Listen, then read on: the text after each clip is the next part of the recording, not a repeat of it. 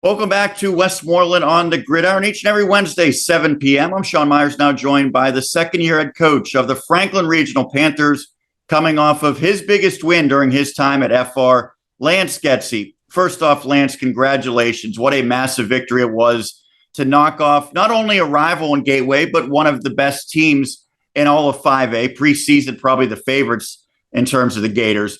The reaction that you and more importantly your players had after a win like that. Oh, we were all excited. I mean, it's a big win for us as a program, but it's our first conference game, and with them only taking 8 teams into the playoffs, every conference game means something. So to get that first one is huge for our program.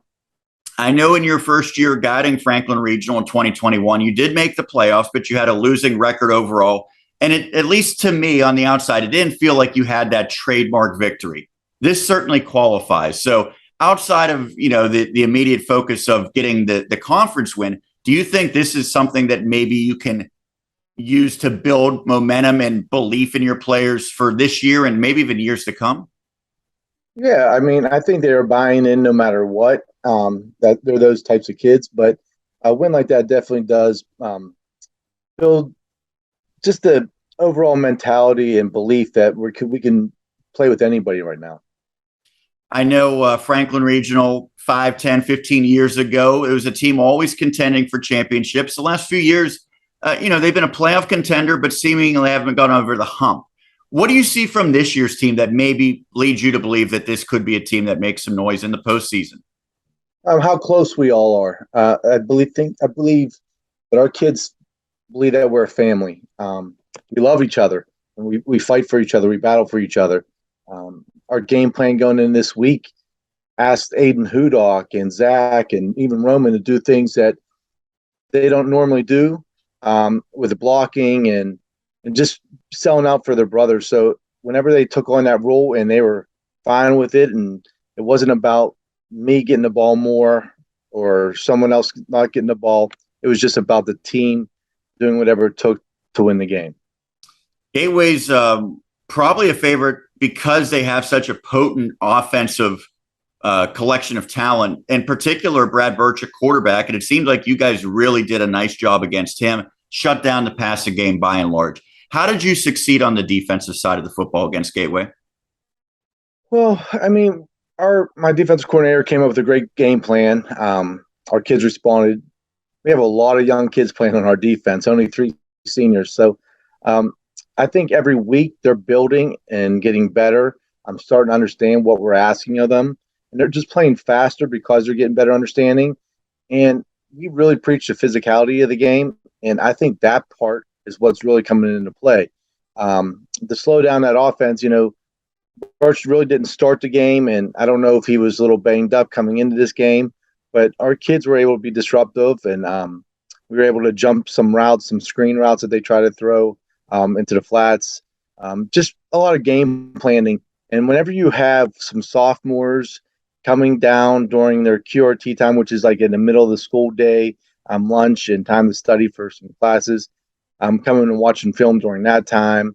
Then I have a sophomore that types up all the game plans, real small piece of paper to put in wristbands so that the whole defense could see what they run out of different formations.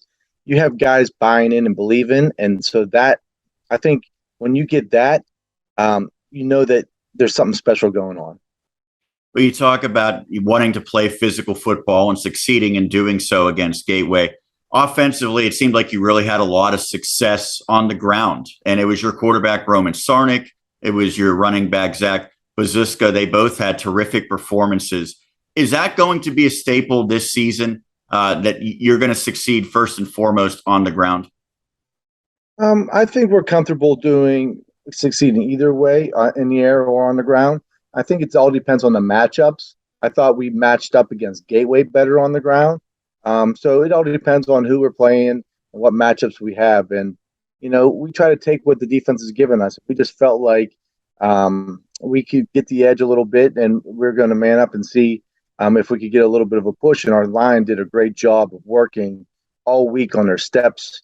We knew where the blitzes would be coming from and the pressure would be coming from. So we worked really hard on that this week, and our kids responded. And I think one reason why you can succeed through the air is because you have an incredibly talented receiver and just a guy that you get him the football, he makes plays, in Aiden Hudock. How much does he make it easier in terms of what you're trying to do, whether it be on offense or even in special teams where he's dynamic in the return game? When you have a kid like that, people have to respect that, and I think that keeps pressure off of our run game. But this past week, he took on a whole new role, and he was right there with the line blocking outside backers, linebackers, safety. So he really grew as a young player, and he got a lot of respect from his teammates and his coaching staff for the role that he played. And I know on defense, he's a kid that we asked to shut down the best receiver on the other team week after week, and he takes that role on, and I think he's excited about it. So we focused a lot on that 16-7 victory at home against Gateway, but let's rewind a couple of weeks. You decide to go with the second scrimmage as opposed to week 0. So when you open the season, you're going against Greater Latrobe. And I know you remember the game against Greater Latrobe last year, in which you had an unbelievable comeback to win by a single point. Well, it looked like it was almost the exact same storyline this year, except Greater Latrobe ultimately won in double overtime. So to open your season with what could have been a deflating loss, how did your team bounce back so quickly that next week against Connellsville and then obviously now a couple weeks later against Gateway? Well, I don't think that we practiced right. I don't think you win games on Friday nights for the excitement and enthusiasm that you bring on Friday nights. I think it's all about what you bring Monday through Thursday. And I'm trying to teach these guys how to bring that same fire that they do on Friday night to each day of practice. And every week so far during the season, we've gotten better with our practice.